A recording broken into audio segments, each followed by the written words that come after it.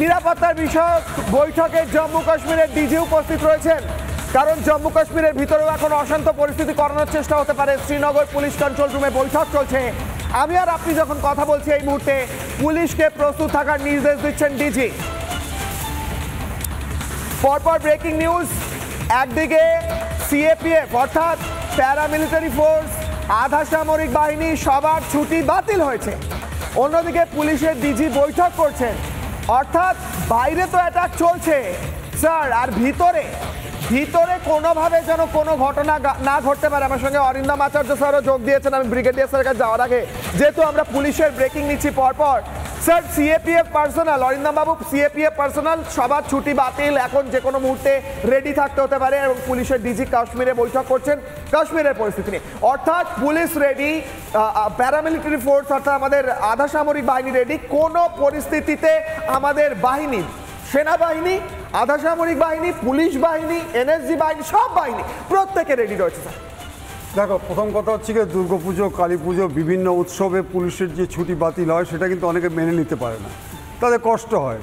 কিন্তু এই ছুটি যদি বাতিল হয় তারা কিন্তু স্বেচ্ছায় আনন্দে কিন্তু আজকে যুক্ত হয়ে যাবে, কারণ তারা আজকে কিন্তু ভারতবাসীর হয়ে লড়াই করতে চাইবে, তারা কিন্তু মাতৃভূমিকে মুক্ত করার জন্য যাবে। এখানে কিন্তু তাদের উৎসাহ তুমি দেখতে পাবে।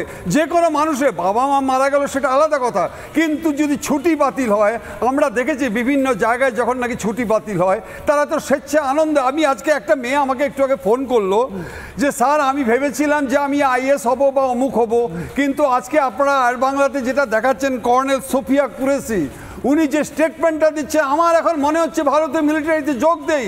আমার মনে পড়ছে আজকে জুলাই 1943-তে নেতাজি সুভাষচন্দ্র বোস যে ঝাঁসির রানী বাহিনী তৈরি করেছিল, আজকে আমাদের নারী বাহিনী যেভাবে নাকি আজকে দেখিয়ে দিয়েছে ভারতের যে সৈন্য বাহিনীর মধ্যে নারী এবং পুরুষের দুটো পাখির ডানার মতো যে আজকে এগিয়ে চলেছে। আজকে কিন্তু সোফিয়া কুরেশির যে বক্তব্যটা, আজকে একটি মেয়ে আমাকে ফোন করলো, সত্যি কিন্তু আমি আজকে একটা কথা বলছি যে মাসুদ আজাহার, তুমি আমাকে বলো এর বাড়িটা আজকে কোন প্রযুক্তির মাধ্যমে, আজকে কোন টেকনোলজির মাধ্যমে ঠিক সঠিক জায়গায় আজকে আঘাত করতে পেরেছে, এবং সেখানে যে আজকে দীর্ঘদিন ধরে সন্ত্রাসবাদে আজকে মদগদ দোলাই হচ্ছিল, সেই জায়গাটা পর্যন্ত নটা আমি দেখলাম যে আজকে এখন পর্যন্ত তোমরা দেখাচ্ছ 350 জন নারী নিরীহ মানুষকে হত্যা করেছে এই সন্ত্রাসবাদী দল, এই পাকিস্তানি দল।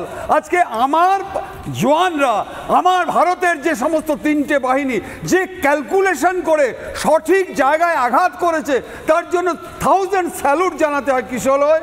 আমি মনে করে থাকি যে এই ভারত কিন্তু আজকে সেই 1962 ভারত নয়।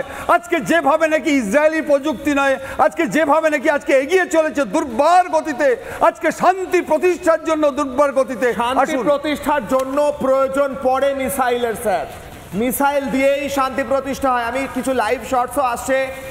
নানা ধরনের কন্টেন্ট দেখার জন্য লাইক করুন, শেয়ার করুন আমাদের ফেসবুক পেজ, সাবস্ক্রাইব করুন আমাদের ইউটিউব চ্যানেল।